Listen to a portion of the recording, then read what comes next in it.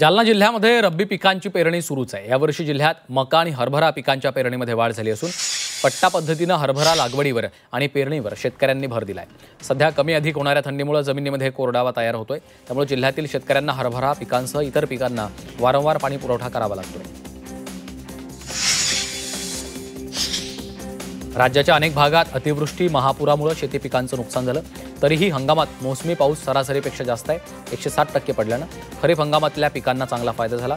केंद्र सरकारच्या पहिल्या अंदाजानुसार खरीप पिकांच्या उत्पादनामध्ये 38.70 लाख टनांनी वाढ झाली। पुण्याच्या इंदापूर तालुक्यातल्या पश्चिम भागात हजारो हेक्टर द्राक्षाची शेती केली जाते।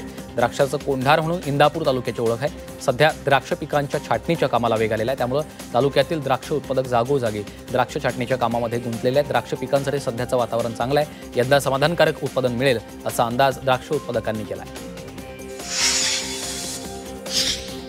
संभाजीनगरात जून ते सप्टेंबर दरम्यान अतिवृष्टीमुळे मोठ्या प्रमाणात शेती पिकांचं नुकसान झालं।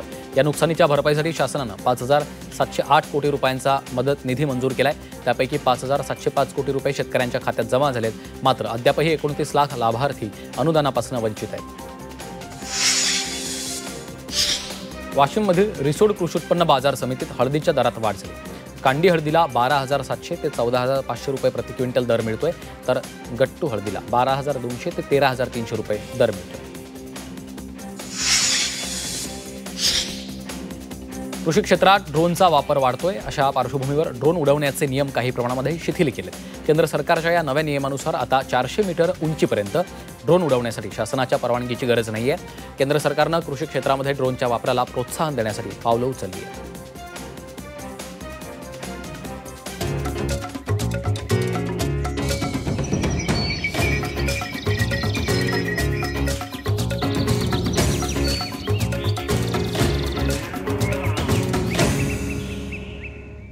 पीक पाणी powered by nature care fertilisers, Prithvi rich polyphosphate.